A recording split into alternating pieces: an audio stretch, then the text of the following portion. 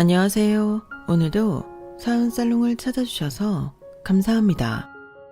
저는 올해로 결혼한 지 4년차가 되었고 다음 달이면 예쁜 천사의 엄마가 되는 30대 여성입니다.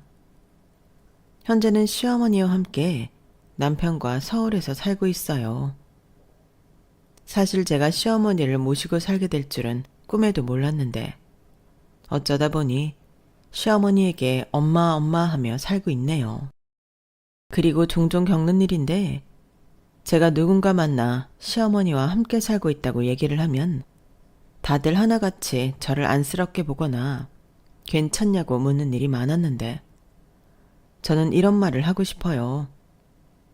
물론 어떤 시어머니랑 사느냐가 가장 중요하겠지만 적어도 저는 불편한 점보다 좋은 점이 많거든요. 우선 저희 시어머니는 너무 착하고 좋으신 분이세요. 그래서 늘 제가 괜찮다고 해도 아침 일찍 일어나 맛있는 밥도 해주시고 저 힘들다고 청소도 다 해주시는 등 늘 저희 부부를 살뜰하게 챙겨주시는데요. 그러시면서 꼭 하시는 말씀이 있으세요. 나는 평생 가만히 있어 본 적이 없어서 뭐라도 하고 있어야 내 마음이 편해. 그리고 내 새끼들 입는 옷 빨고 먹는 음식 하는데 뭐가 힘드니? 나는 내가 이런 걸 할 수 있어서 너무 좋다. 라고 하시는데 그만큼 저희 시어머니는 진심으로 저희 부부를 사랑하고 챙겨주십니다. 그리고 저와 남편 역시 그런 시어머니가 있어 너무 감사하기만 한데요. 특히 출산을 앞두고 있는 저에게 시어머니는 친정엄마 이상이에요. 제가 친정엄마가 안 계시거든요. 거기에 친정아빠도 수시로 배를 타시는 분이라 어릴 때부터 제 곁을 지켜주시지 못했는데 그래서 저는 고모 손에 자랐어요. 솔직히 그 시간이 좋았던 건 아니었는데 어린 마음에도 저는 그 식구들 속에 섞이지 못했죠. 고모의 딸과 아들인 언니 오빠가 저를 늘 괴롭히고 섞이지 못하게 했거든요. 게다가 고모랑 고모부가 외출 때문에 저녁을 우리끼리 해결해야 할 때면 치킨이나 피자를 시키고 그걸 방에 들어가 문을 잠그고 둘이 먹었는데 어린 마음에 그게 서러웠어요. 맛있는 냄새가 나는데 나는 못 먹으니까 그게 그렇게 슬프더라고요. 그래서 아빠한테 고모 집에 있기 싫다고 울면서 얘기한 적도 많았는데 고모 외에 다른 형제가 없던 아빠는 저를 맡길 곳이 없다며 미안하다고 했어요. 그러면 또 고모가 왜 아빠한테 쓸데없는 소리를 해서 자기를 나쁜 사람으로 만드냐고 저에게 화를 냈고 그렇게 눈칫밥을 먹으며 자랐던 저는 누구보다 엄마의 정이 고픈 사람이었어요. 친정엄마는 제가 아주 어릴 때 돌아가셔서 얼굴조차 기억나지 않았거든요. 그러니 학교에 가면 교문 앞에 서 있는 다른 아이들의 엄마가 너무 부러웠는데 그렇다 보니 시어머니가 저에겐 친정엄마 같은, 아니 그 이상인 사람일 수밖에 없었죠. 시어머니는 딸 없이 아들만 둘인 미망인이셨어요. 저희 남편은 둘째 아들이었는데 욕심 많은 형 때문에 다 뺏기고 억울하게 자랐다고 하더라고요. 돌아가신 아버님이 그렇게 장난만 챙기던 옛날 사람인 게 문제였대요. 그래서 시어머니가 저희 남편한테 미안해 몰래 용돈도 주고 갖고 싶다는 나이키 신발도 사주고 그랬는데 아주버님이 그걸 또 귀신같이 알고 자기 아버지한테 알려서 시어머니도 남편도 시아버지에게 혼이 나고 그 신발도 아주버님에게 뺏겼다고 했어요.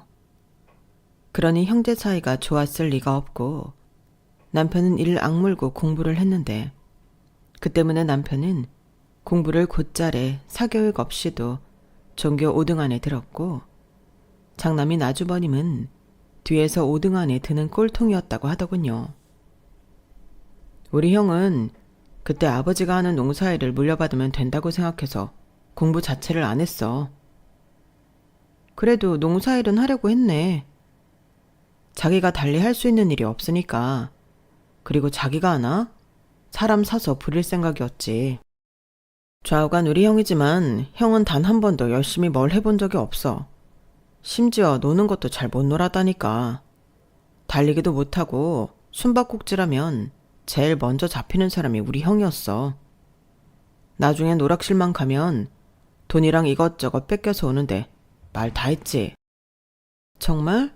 그러면 자기도 당하고만 있지 말고 한번 제대로 붙어나 보지 그랬어.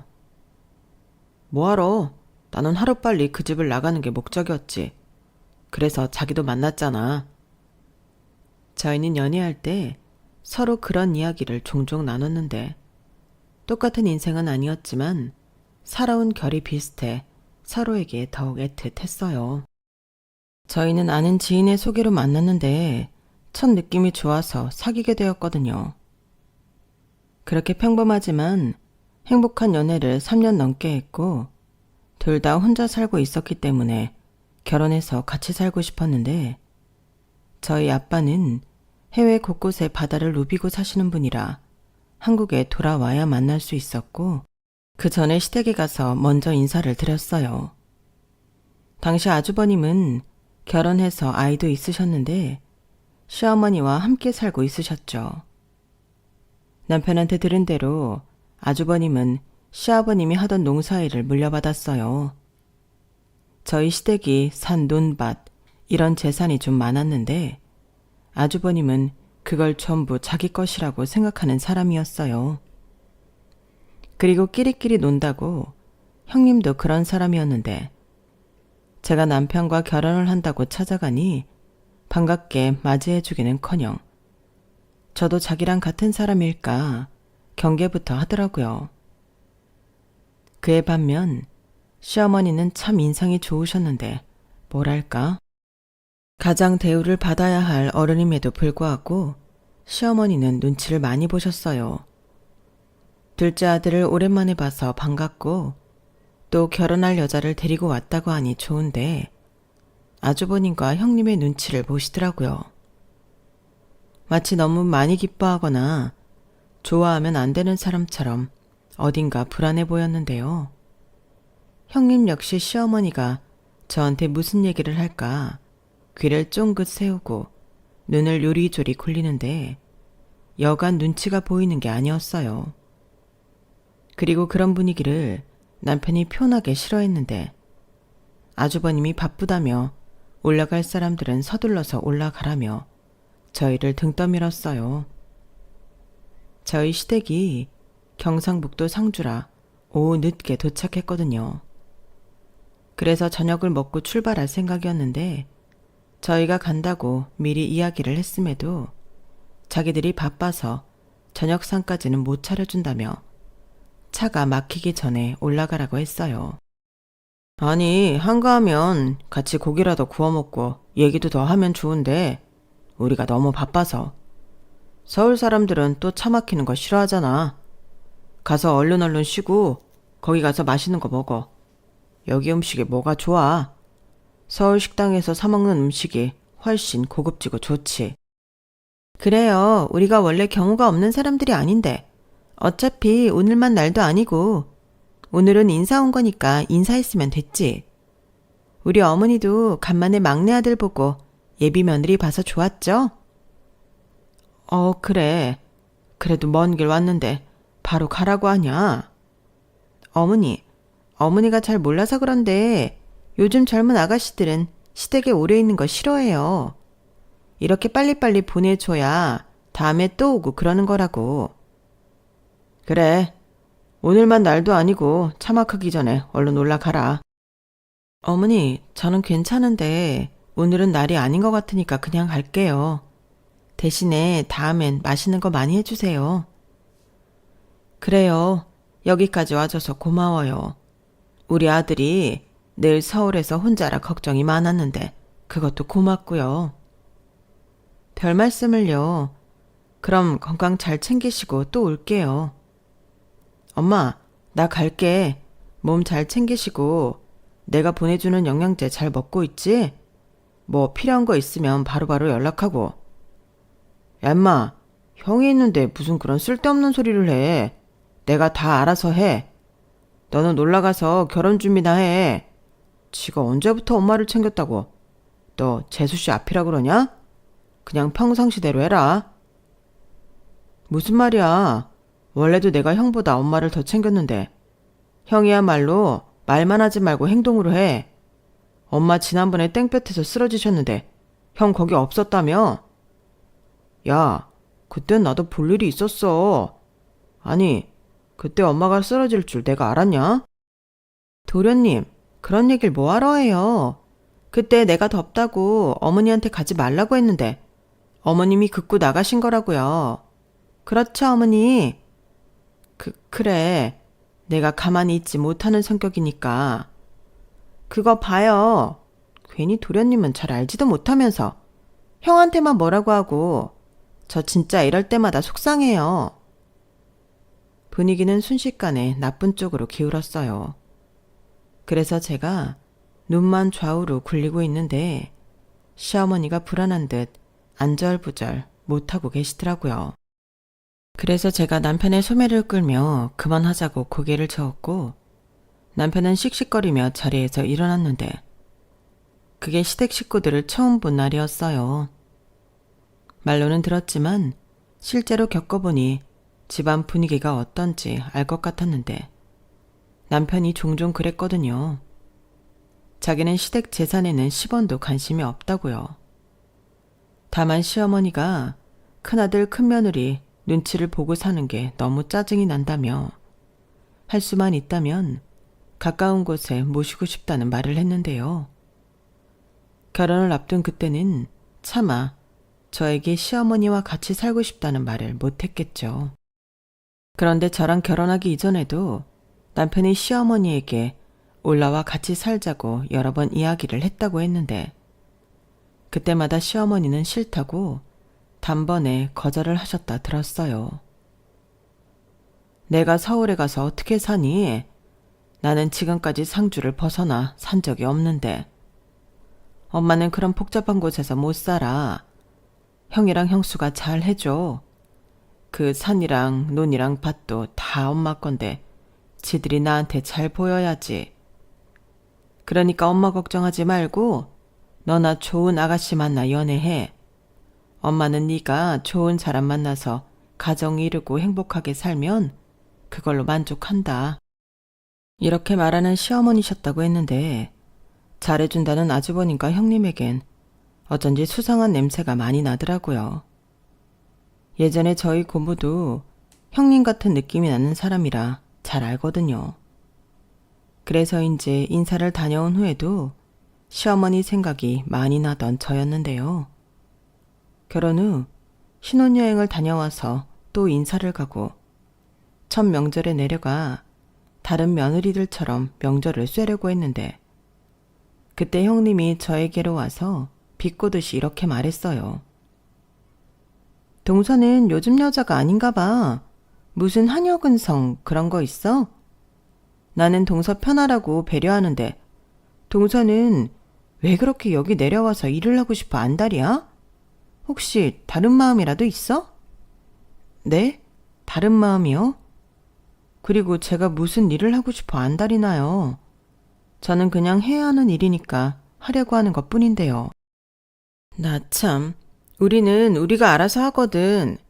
근데 동서가 와서 내숭 떨면서 어머니 저 뭐 하면 돼요? 이러잖아. 그럼 내가 진짜 이상해져. 우리 집은 우리 집만의 규칙 같은 게 있거든. 동서도 배운 사람이니까 알지? 로마에 가면 로마법을 따라라. 우리 집은 주방일이며 기타 잡일이며 다 어머니 몫이야. 그니까 괜히 나서서 저 뭐 하면 돼요? 그딴 말 하지 말라고. 왜? 가끔 보니까 시어머니한테 잘 보이고 싶어 그래? 형님, 말씀이 좀 이상하네요.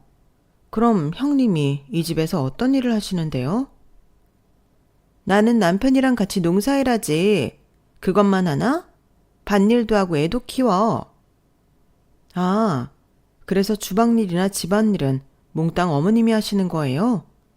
누가 보면 여기 어머니 집 아니고 어머님이 일해주는 집인 줄 알겠어요.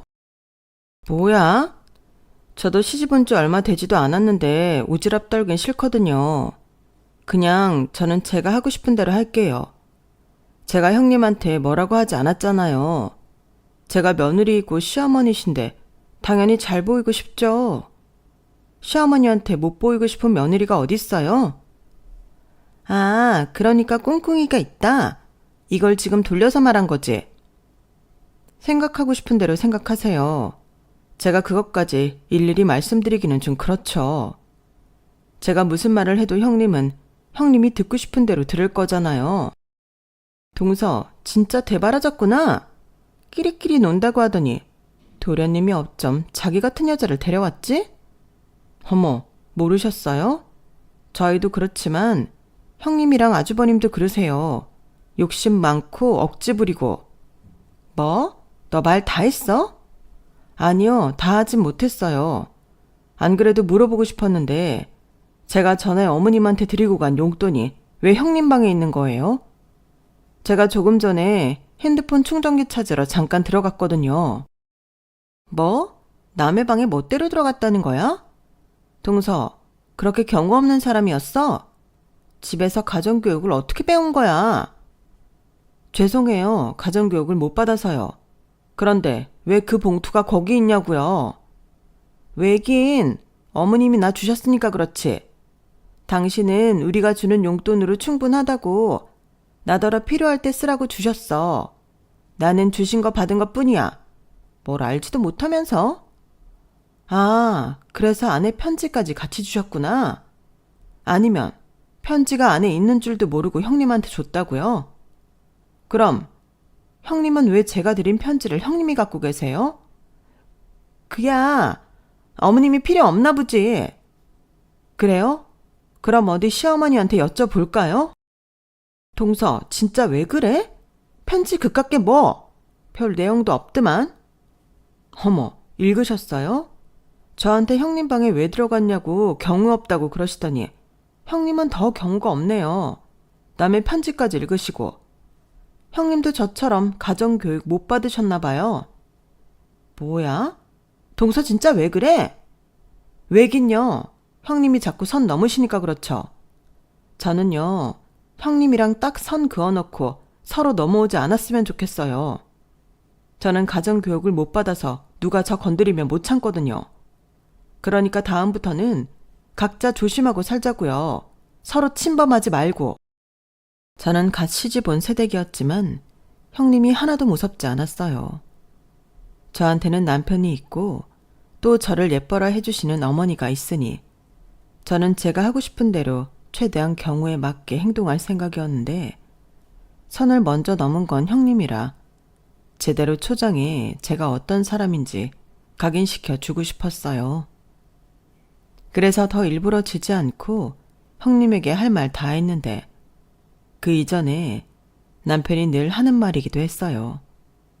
참을 필요 없으니 저더러 하고 싶은 대로 다 하라고 했는데 어쩌면 남편은 이런 일을 예상했는지도 모르겠네요. 그렇게 첫 단추부터 껄끄러웠던 형님과 저였는데 눈에서 레이저를 쏘든 말든 저는 시어머니 일을 돕고 또 챙기며 제 할 도리를 했어요. 그리고 남편 역시 사사건건 시비를 거는 아주버님을 무시하며 시어머님을 챙겼는데 문제는 시어머니셨어요. 저희가 잘해드리면 잘해드릴수록 그렇게 형님과 아주버니 눈치를 보시더라고요. 그래서 왜 그러시냐고 이 집의 어른은 시어머니시니 그러지 말라고 말씀을 드렸는데 시어머니는 제 손을 잡고 이렇게 말씀하셨어요. 걔들이 철이 없어서 그래. 질투하는 거야. 니들이 나한테 잘해주니까. 원래 같이 사는 사람이랑 가끔 보는 사람은 다르지 않니? 아무리 좋은 사람도 같이 살면 싸우고 불편하고 그러는 법인데 걔들은 그런 게 찔려서 그러는 거야.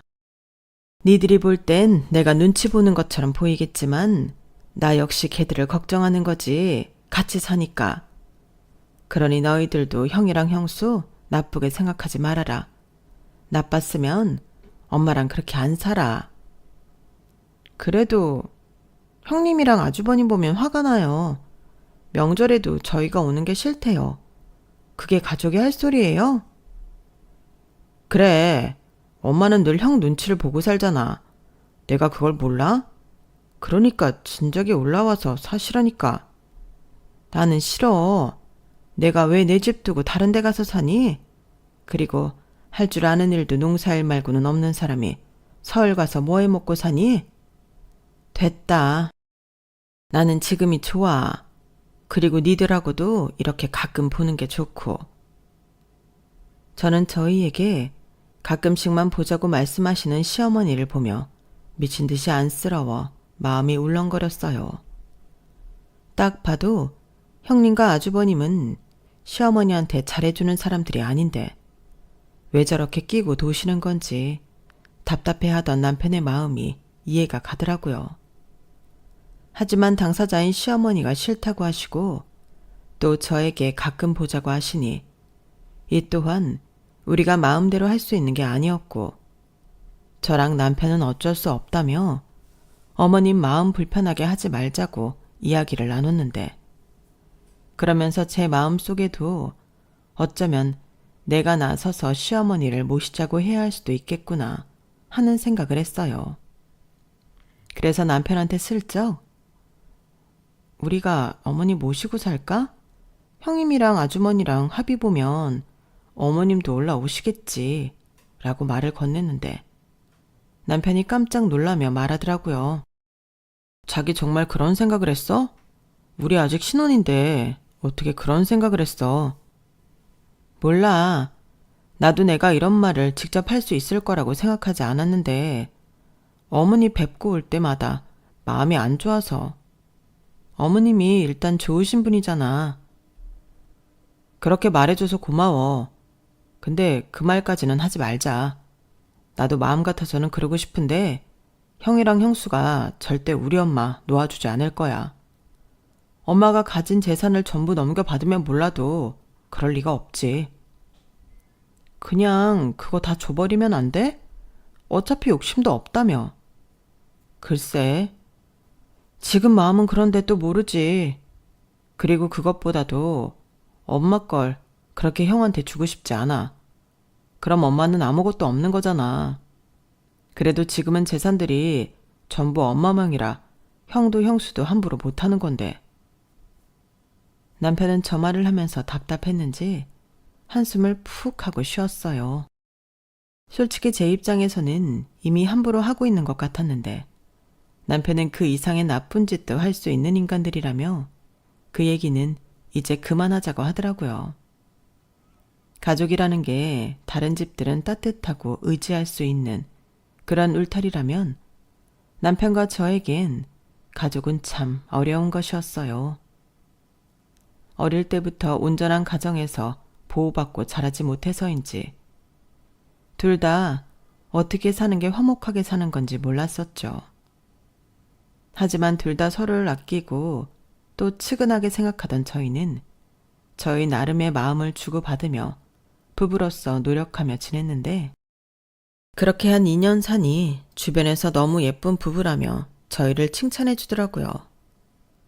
그런 말을 들으니 어쩐지 우리가 잘 사는 것만 같고 그렇게 뿌듯할 수가 없었는데 그러다 생각지도 않은 큰 문제가 발생했어요.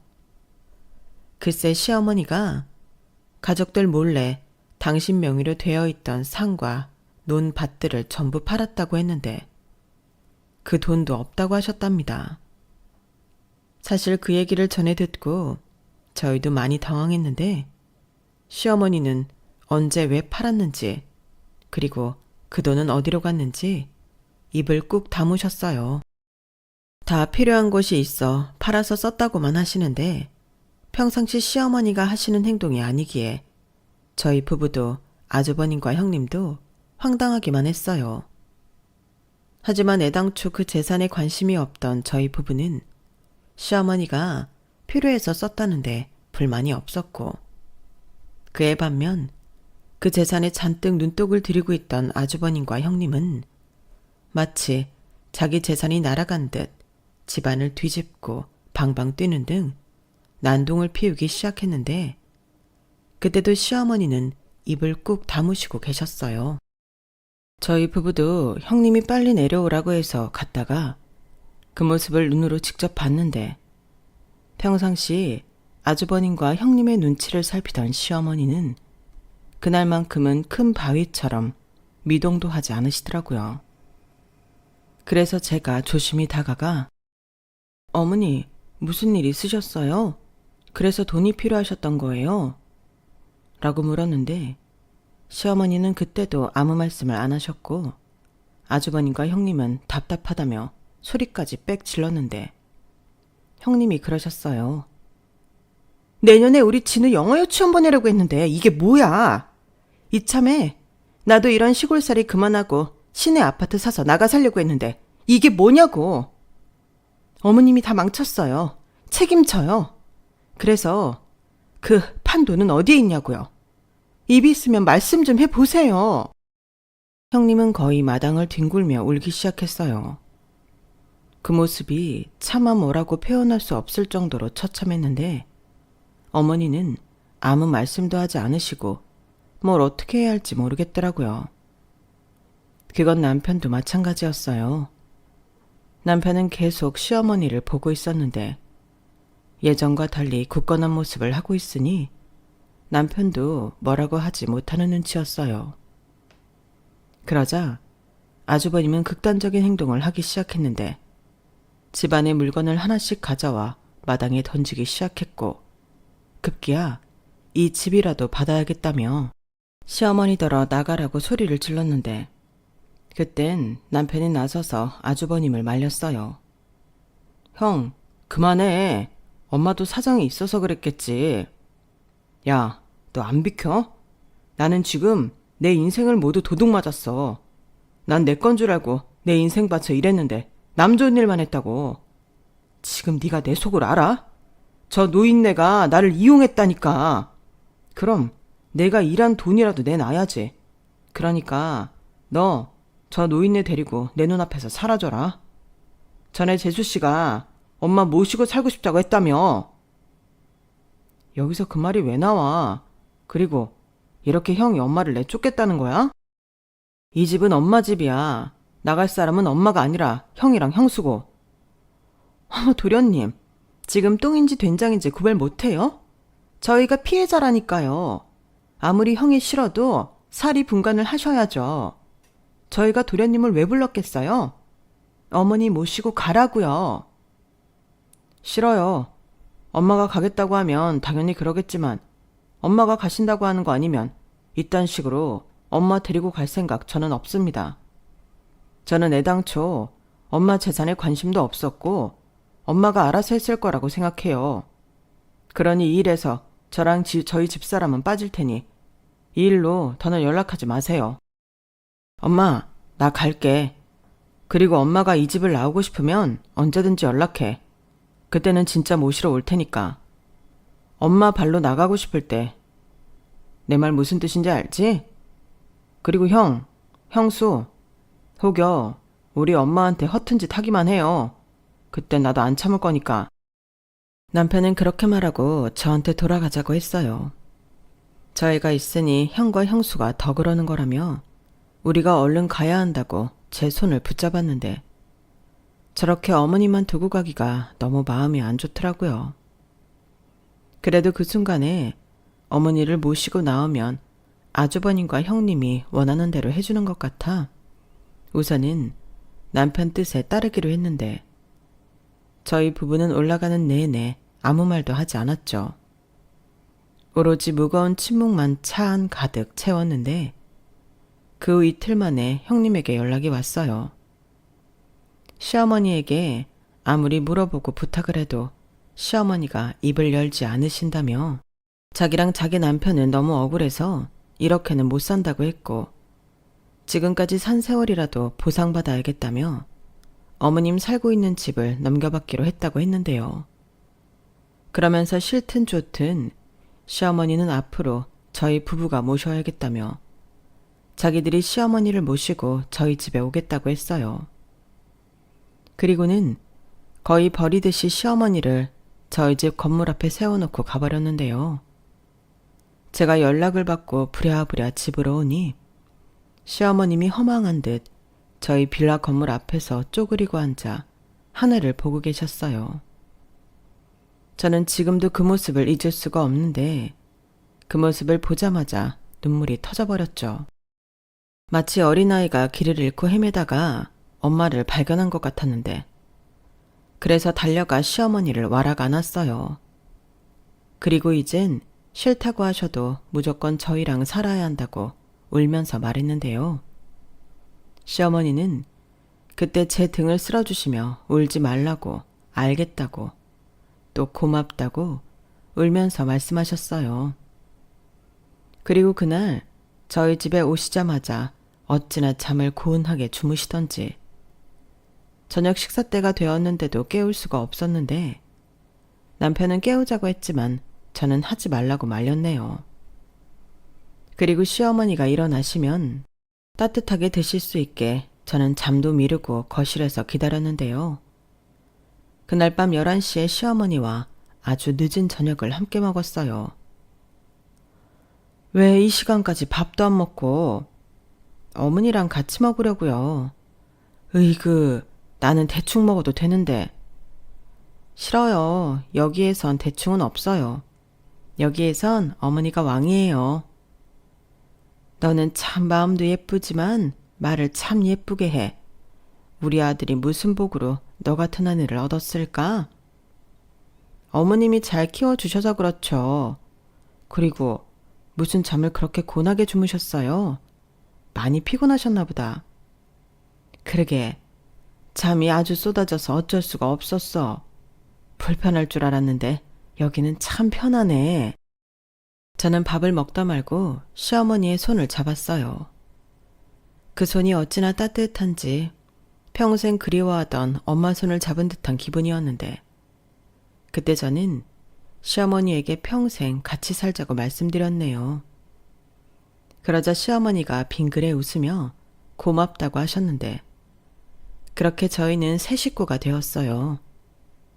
그리고 맞벌이하는 저희 부부를 위해 아침도 차려주시고 저희 빨래도 손수 빨아주시며 집안일을 하셨는데 제가 아무리 말려도 당신은 즐거워서 하는 거라며 이런 것도 못하게 하면 병이 날 거라고 하시더라고요. 그러자 남편이 저 말은 엄마 말이 맞다며 엄마의 즐거움을 뺏지 말고 이따 퇴근하고 셋이 공원 산책을 가자고 했는데 저는 더 빨리 퇴근해서 어머니랑 시장도 가고 시장에서 파는 군것질거리도 사서 같이 먹는데 주변에서 저희를 친모녀 사이인 줄 알더군요. 그때는 진짜 기분이 좋았는데 저도 엄마가 생긴 기분이었어요. 그래서 시어머니 팔짱을 끼던 손에 힘을 더 꽉 쥐고 걸었는데 마치 나도 엄마 있다는 걸 자랑하고 싶은 어린 아이 같았어요. 그리고 저녁에 남편이 퇴근하고 셋이 산책을 하는데 내 옆에 진짜 가족들이 있다는 안정감이 들었고 앞으로 우리 세 식구 이렇게 행복할 일만 남았다고 생각했어요. 그 뒤 저는 시어머니와 정말 많이 가까워졌는데 저도 모르게 엄마라는 말이 툭 튀어나와 그 후로 시어머니를 엄마라고 부르게 되었죠. 그리고 시어머니도 제 이름을 부르며 마치 원래부터 이렇게 서로를 불렀던 사람인 듯 살게 되었는데 1년 정도는 그렇게 시어머니와 사는 게 꿈만 같았어요. 그때 친구들과 회사 사람들은 안 불편하냐며 신혼인데 불쌍하다는 듯 말했는데 저는 오히려 반대였어요. 집에 가면 보글보글 찌개 끓는 소리가 들리고 달짝지근한 밥 짓는 냄새가 풍겼는데 저는 어릴 때부터 그런 냄새가 행복의 상징이라고 생각했거든요. 그리고 남편이 저한테 고마운 마음이 컸는지 예전에도 늘 저에게 잘해주던 남편이었는데 더 저에게 신경 쓰고 잘해주려고 했고 무려 두 사람이 저에게 잘해주는데 제가 싫을 게 하나도 없었죠. 게다가 시어머니는 저희 집에 오신 후로 얼굴이 활짝 피었는데 서울에서는 못 산다고 하셨던 시어머니는 걱정과 달리 서울살이에 잘 적응하셨어요. 시장을 다니며 인사를 나누시는 분들도 생겼고 하나를 알려드리면 금방 따라하셨는데 나중엔 이렇게 좋을 줄 알았으면 진작에 올라와 살 걸 그랬다고 농담까지 하셨어요. 전에는 그렇게 눈치 보랴 얼굴빛이 어두웠는데 사실은 저희 시어머니가 성격이 활발하신 분이시더라고요. 그건 남편도 몰랐던 부분이라며 남편도 놀랐는데 그렇게 매일이 즐겁고 행복한 가운데 새 식구가 찾아왔어요. 그게 지금 제 뱃속의 아가인데 제 임신 소식에 시어머니가 펑펑 우셨어요. 기뻐서 우는 눈물이기도 했지만 오랫동안 보지 못한 당신의 손주 생각이 나서 눈물이 난다고 하시더라고요. 그러고 보니 시어머니가 저희 집에 오신 지도 2년 가까이 되어가는데 형님과 아주버님은 연락 한 통도 하지 않으셨더라고요. 물론 좋은 감정으로 헤어진 것이 아니기 때문에 어느 정도 예상은 했는데 저는 시어머니한테라도 따로 연락을 드렸을 거라고 생각했거든요. 하지만 전혀 그런 건 하나도 없었고 시어머니는 저희한테는 아무 말도 하지 않으셨지만 내심 속으로 손주 생각을 많이 하셨던 것 같아요. 그래서 제가 임신했다고 아이 초음파 사진을 보여주니 감격스러워 하시면서도 두고 온 손주가 보고 싶어 그리운 마음이 동시에 들었다며 이럴 줄 알았으면 손주 사진이라도 챙겨올 걸 그랬다고 하셨어요. 그 말을 듣는데 참 마음이 안타까웠는데 그래서 제가 형님에게 연락을 드려보았죠. 형님, 저예요. 잘 지내고 계세요? 어머, 누구세요? 나는 모르는 사람인데. 저를 아시나요? 형님, 왜 그러세요? 저예요. 왜? 설마 벌써 어머니 못 모시겠다고 연락한 거야? 그럴 리가요. 그런 거 아니에요. 그래? 그럼 왜 전화했는데? 우리가 이렇게 전화 통화하는 사이는 아니잖아. 왜? 그 양반이 그 재산들 팔아서 어디다 썼는지 불기라도 했어? 형님은 아직도 그 일 타령이세요? 그런 게 아니고 진우 괜찮으면 제가 며칠 데리고 있어도 될까요? 뭐? 동서가 우리 아들을 데리고 있겠다고? 왜? 그게 어머님이 진우를 많이 보고 싶어 하거든요. 형님이 명절도 안 오시고 그러니까. 아니, 동서 같으면 거길 가고 싶겠어? 그 양반이 우리한테 뭔 짓을 했는데. 그리고 나는 내 아들 보여주고 싶은 마음 없어. 손주 얼굴 보고 싶으시면 그거 판 돈 내놓으라고 해. 나는 지금도 그때 일을 떠올리면 피가 거꾸로 솟아. 내가 이 시골 바닥에서 그거 하나 기대하고 참고 살았는데 어머니도 나한테 그러면 안 되는 거야. 용건 끝났지? 난 동서 얘기 못 들은 걸로 할 테니까 그 양반한테 전해. 손주 얼굴 보고 싶으시면 그거 팔아서 어디다 썼는지 까고 돈 달라고. 형님은 시간이 지났지만 감정은 전혀 변하지 않았어요.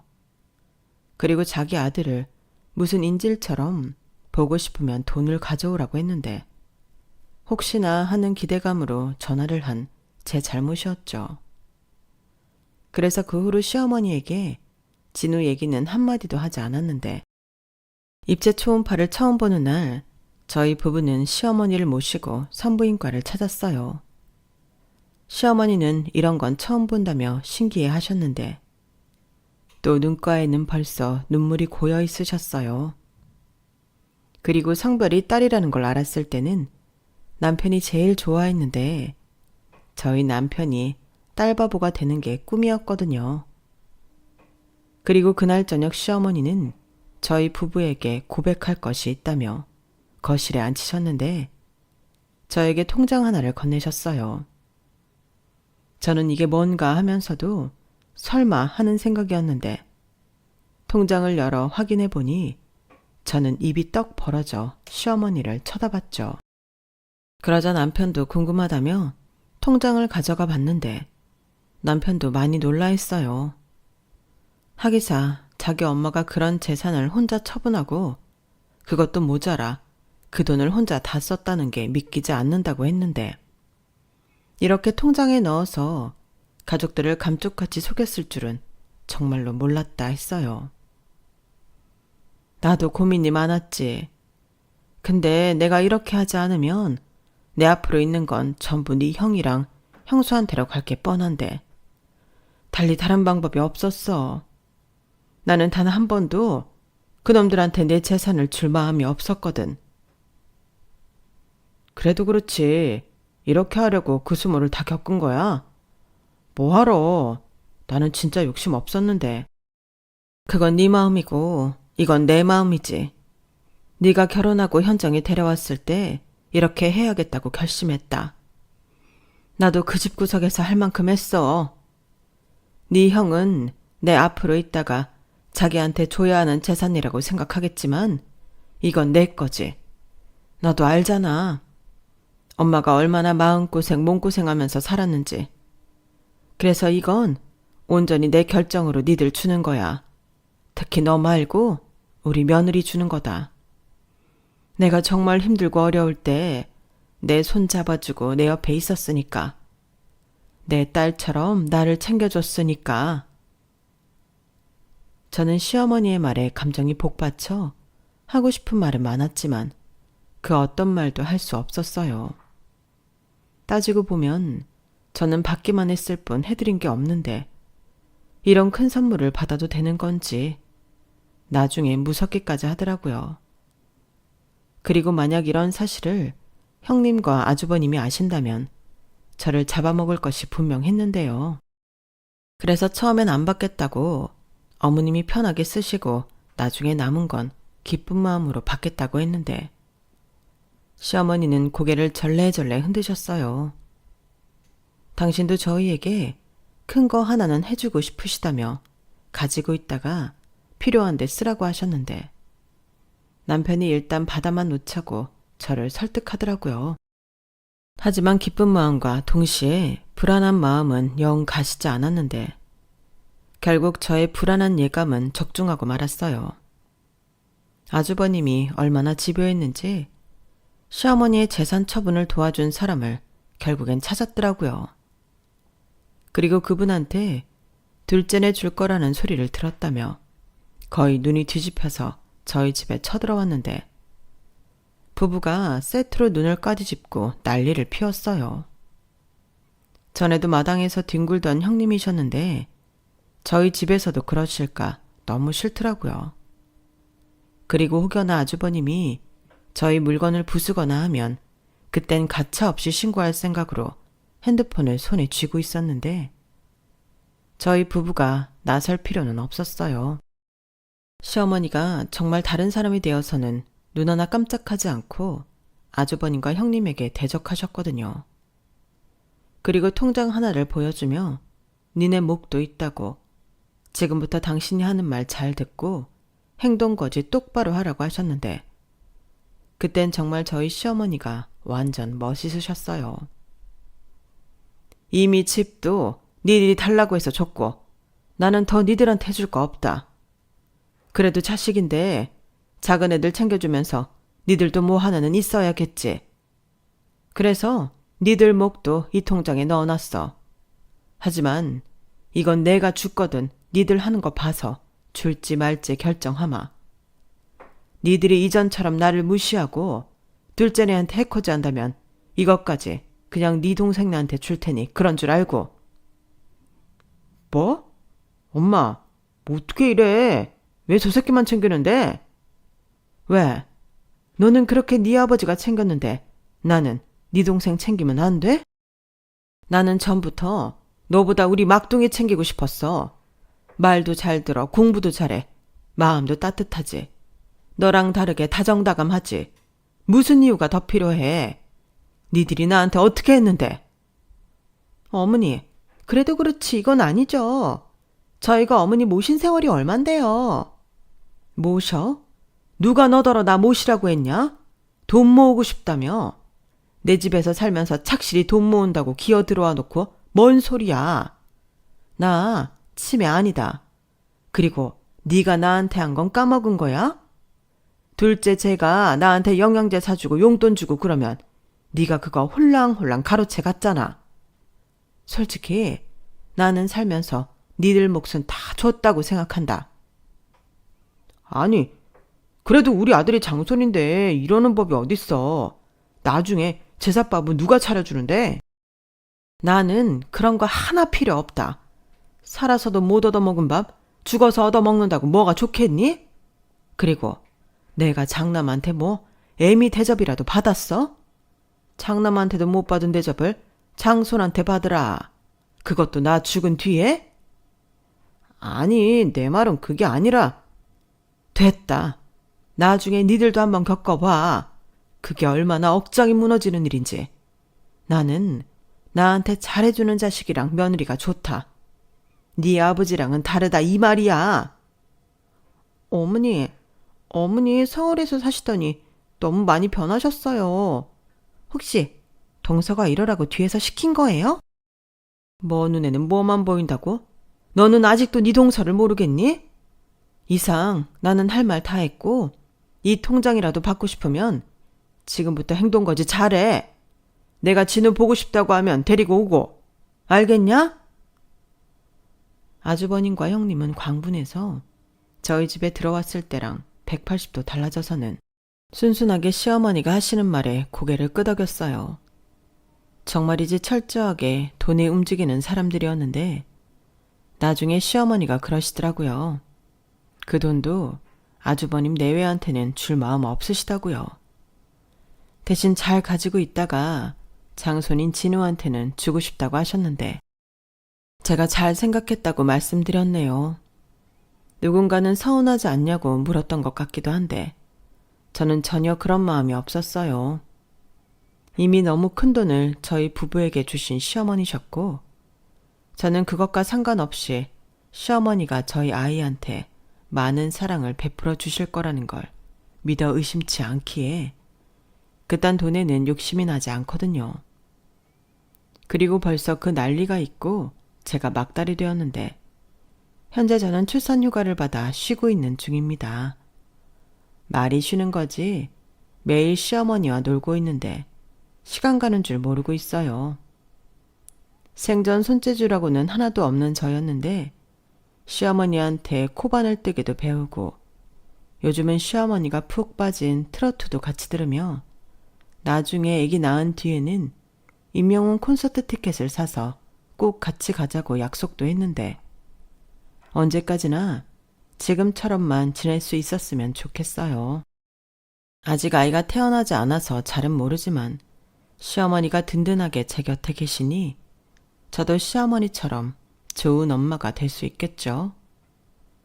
사실 결혼하면서 만약 내가 엄마가 된다면 나는 괜찮을까? 걱정한 적이 있거든요. 사랑은 내리사랑으로 자기가 받은 사랑을 베푼다고 하는데 저는 엄마 사랑은커녕 어른 사랑도 제대로 받지 못했으니 그게 제일 걱정이었어요.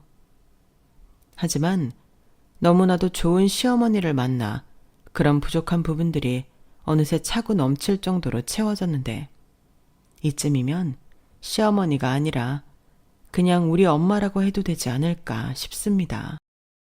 요즘 부쩍 저희 시어머니가 하시는 말씀이 다시 태어나면 못 해본 것도 많이 하고 다른 여자들처럼 자신감 넘치게 살아보고 싶다고 하시는데 제가 저희 어머니의 남은 시간 동안 다시 태어나지 않아도 전부 다 하실 수 있도록 전폭적인 서포트를 할 예정입니다.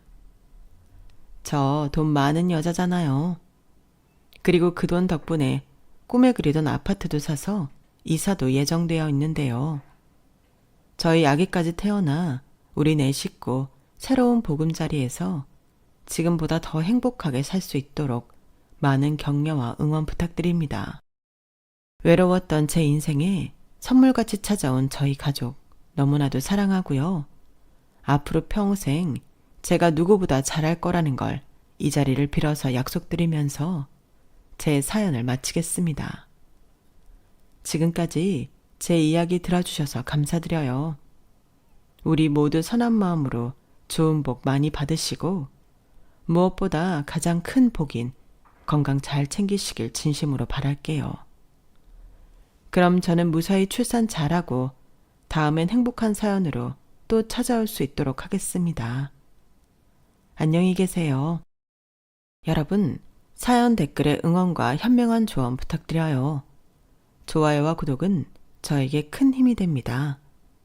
오늘도 좋은 일 가득하세요.